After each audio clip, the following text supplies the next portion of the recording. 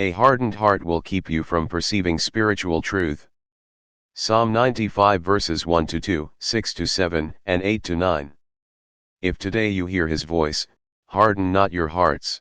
Come, let us sing joyfully to the Lord, let us acclaim the rock of our salvation. Let us come into his presence with thanksgiving, let us joyfully sing psalms to him. Come, let us bow down in worship, let us kneel before the Lord who made us.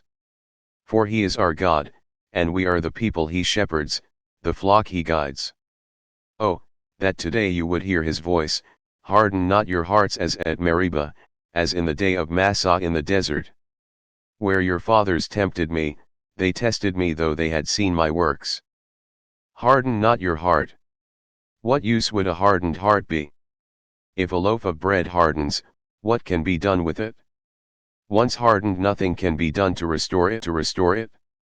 The psalm warns us against hardening our hearts, resisting God's will as Israel did in the wilderness. When facing hardships in the desert, they were convinced that God couldn't deliver them, and as a result they lost their faith. Losing your faith doesn't happen all at once, it comes about when you purposely ignore God's will. Too often we see children of regular church-going families leave for college and leave their faith. Yes, mom and dad laid the faith foundation through their example of Christian living.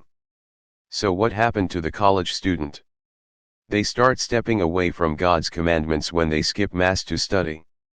Or they might skip it again to play tennis, or maybe to avoid criticism from fellow students. In any event, these small steps accumulate into the giant step of losing their faith, as did the Israelites in the desert, and leaving the church that sustains their faith and trust in God. The Israelites had just returned from the Babylonian captivity. Babylon worshipped many gods, but this psalm makes the point that there is only one true God. When can you tell if you are hearing God's voice? First, you must be willing to listen for his voice and then act in accord with his will. Reading the Bible is a good way to determine his will. God also communicates to us in other ways, through other people, places, and things that recall his will. If you question that little voice within telling you to do or not to do something, then check the message against Scripture.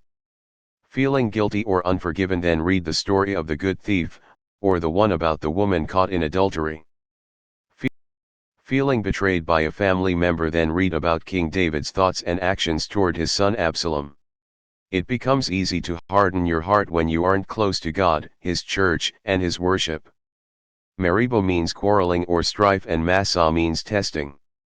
Both are references to where Moses drew water from the Israelites' grumbling and lack of faith. Don't quarrel with God's will while attempting to test him against your will. Instead, worship and trust him to do what is best for the salvation of your eternal soul. Have a heart that never hardens, and a temper that never tires, and a touch that never hurts. Charles Dickens.